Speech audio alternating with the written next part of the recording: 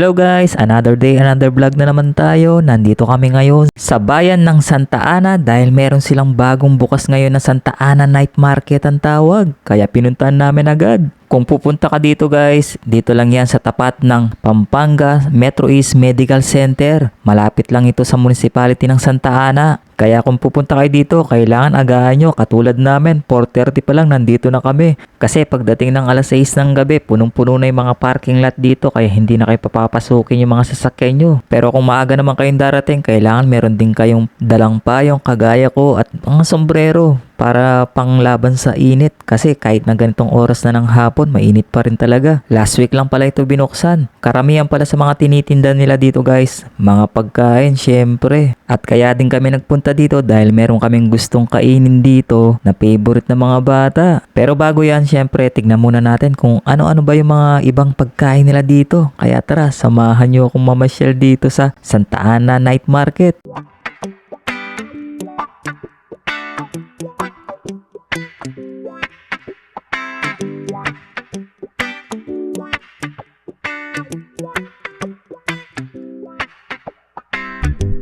Sometimes life is good, but then the trouble comes my way.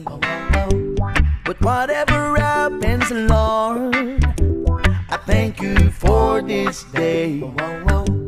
And when I'm feeling troubled, I lift my hands and pray that you will be done in the rain or sun. Oh, it's a beautiful day. I don't want to add to my mighty, cause tomorrow I will fall down on my face. Lord, I thank you for sunshine, thank you for rain.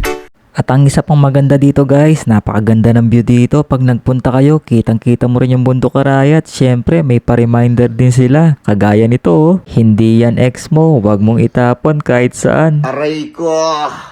Syempre, hindi rin mawawala yung paborito nating mga street foods at mga paborito nating mga kape at mga lemon juice at sa malamig. May nagtitinda rin ng mga anik-anik para sa mga buhok na mga babae at mga laruan naman para naman sa mga bata.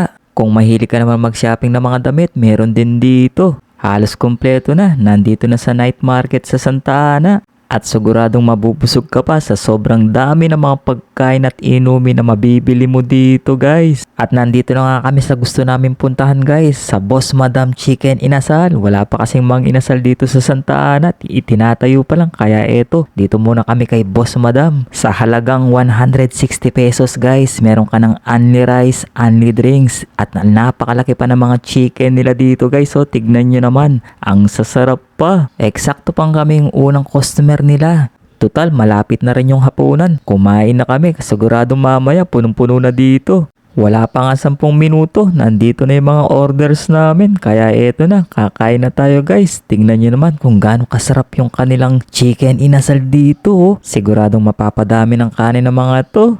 Yes, Lord, I thank you for sunshine, thank you for rain, thank you for joy, thank you for pain. It's a beautiful day, it's a beautiful day. Pagkatapos nga namin kumain, nag-ikot-ikot ulit kami. Pero dumarami rin tao guys. Partida, palubog pa lang ang araw dito. Paano pa kaya pag talagang wala ng sikat ng araw, sigurado wala nang sasakyan na dumaraan sigurado dito sa daanan. Paalala pala sa lahat ng pupunta dito guys ha, bawal magkalat dito at magtapon basta-basta ng mga basurang ginamit nyo or pinagkainan. Kaya kung tamang food trip lang ang gusto nyo or tamang tambayan or pasyalan kahit saglit lang, pumunta na kayo dito sa Santa Ana Night Market. Tulad nitong pamangkin namin, nakita niya yung mga gusto niyang bilhin na laruan dito. So eto guys, pakita ko sa inyo, mag-aalas 6 pa lang ng gabi dito. Tignan nyo kung gaano nakadami yung tao at mga sasakyan ha. Tapos tignan nyo rin yung view, diba? Ang ganda. Kaya ano pang hinihintay nyo guys? Kung malapit lang kayo dito sa Santa Ana, Pampanga, pumunta na kayo dito. O siya, hanggang dito na lang muna. Bye-bye!